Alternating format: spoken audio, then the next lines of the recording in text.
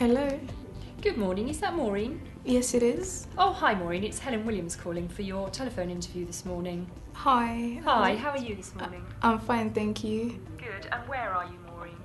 Before you get invited to a face-to-face interview, you may need to be successful in a telephone interview.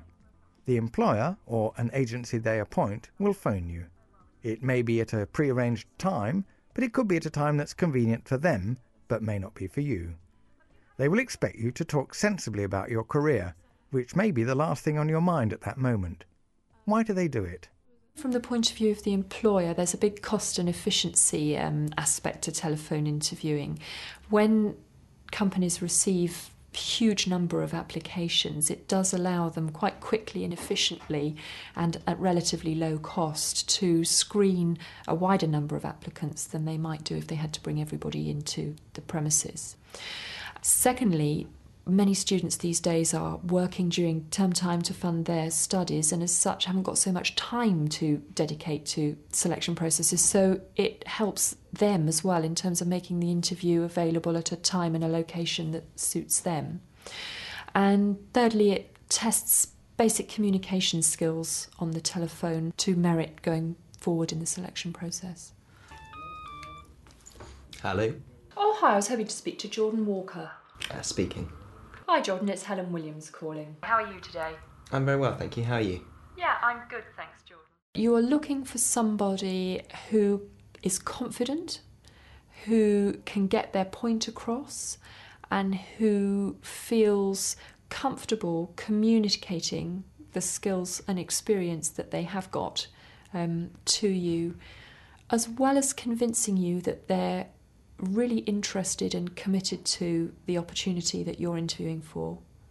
Jordan, can you tell me about a time when you've had to manage your own project and some of the challenges that you faced and how you dealt with them? Okay, well, the most recent project I've done that I think that comes to mind is I made my own short film, and that involved I had to manage my time, manage locations and filming, getting the interviewees, and although this gave me a lot of creative control, which I enjoyed, there were challenges involved. Give me some specific examples there, Jordan, of particular difficulties that you came across. Well, unfortunately, some people didn't want to partake in the film. The interviewees I invited to join this weren't forthcoming. Also, filming around Parliament, the police aren't too happy with it. Okay, could you tell me now about a time when you've had to work under considerable pressure, Jordan? Well, the occasion I think I can think of that best suits that is when I was doing my work experience. I was dealing with members of the public, both on the telephone and face-to-face, and some of these people were very distressed because of the nature of the social services. Okay, and what particular skills do you feel that you gained from that work experience? I think certainly interpersonal skills, kind of dealing with people. I think the necessity of having to be polite and... Yeah, Jordan I would certainly have put through to the next stage of the selection process. He was confident without being arrogant, and he was articulate. He understood the nature of the questions and the fact that he needed to take the opportunities to develop his examples that he'd chosen and to really show how he had made a difference or made a positive contribution in the situations that he chose. So yes, he came across well. I see that you've worked at McDonald's as well, Maureen. Telephone interviews are difficult for candidates for two reasons. Firstly, without seeing a selector, it's not easy to tell if you're saying enough or too much. And secondly, because the selector can't see your enthusiastic gestures or your winning smile, all she has to go on is what you say and how enthusiastic and energetic you sound.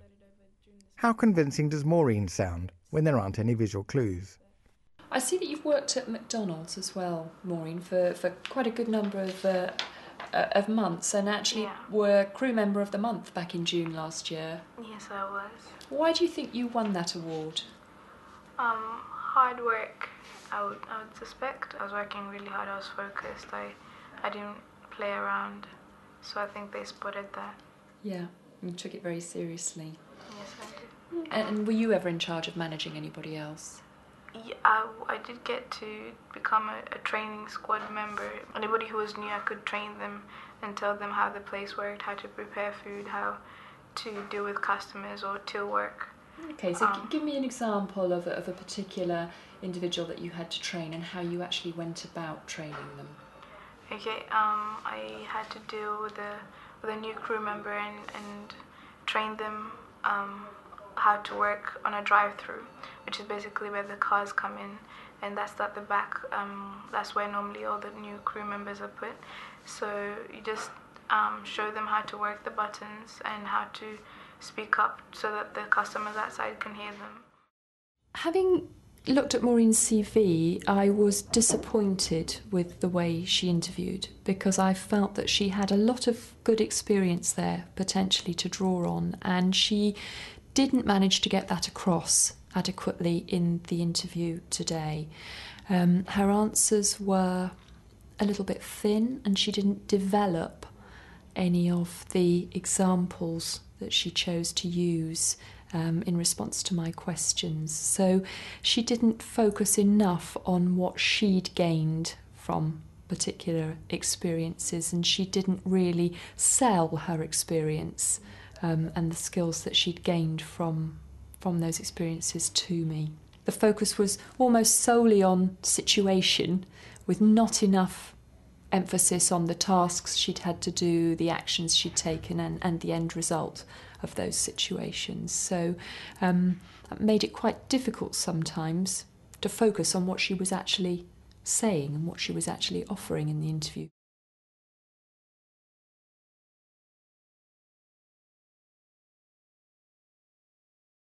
You need to listen to what you're asked, and you need to answer the specific question that you are asked. You need to have examples of teamwork, of where you've had to demonstrate strong presentation skills, strong communication skills. You need to have those things ready as part of your weaponry, if you like, to deal with the questions that you'll be asked. Students often struggle to understand why interviewers might be asking questions and what they're actually looking for in the answer. And there's a reticence to really sell themselves and sell their experience. And perhaps they tend to stick with the descriptive nature of situations rather than really getting to the heart of what they personally did or added to a particular situation. An employer really does want to see what they're buying, if you like, and you know, if you really don't sell yourself, no one is going to assume that you can do things that you haven't told them that you can. Often candidates, and some of the people we've interviewed today have done that. They've told you, or told me on the telephone, that they have very good communication skills, that they've got drive, they've got ambition, but they haven't demonstrated that by backing it up with an actual example of when they've shown that. They've listed it as a skill or an attribute that they have, but haven't clearly got that across in the interview. What makes Helen's heart sink? Very basic errors, including not making sure they're really in an appropriate place to be conducting a telephone interview. So not being certain that anyone's going to burst into the room, or that you're in an open area where it could be fire engines driving past, or anything that's going to impact on the interviewer's ability to conduct a sensible, ongoing conversation with you. What makes Helen's heart sing? When someone seems pleased to talk to you, when you pick up the phone and someone's expecting your call, they're obviously ready for it, they're prepared, they've thought about the kind of questions that they might be asked, and they've really thought about how they might answer them. And take the telephone interview as a serious stage in the selection process in itself, because it usually is something that you pass or fail. It's not, we're just ringing to check you are who you are. There is a purpose to it, and a real level of competence and skill that you need to demonstrate in that interview to be able to get through to the next stage. And I do feel sometimes that people don't treat it with the level of seriousness that they might a face-to-face interview, and as such fall down. I think to definitely have a plan of what you think is going to come up, have some not detailed notes but some good notes for you to work from, maybe just as a prompt sheet, just so you don't come away from the interview thinking, damn, I missed that good example, or this would have been really important to include and I forgot it under pressure. So I think definitely having a cue sheet would be a good idea.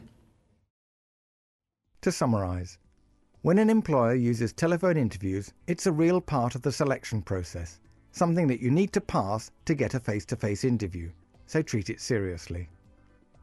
Make sure you're prepared to take the call. You may be using your mobile, but it's best to be somewhere quiet where you won't be interrupted and where you can spread out your notes. Tell the interviewer if you really can't take the call at that time. It's a good idea to practice your telephone manner. Get a friend to tell you how easy it is to understand what you say and how enthusiastic you sound.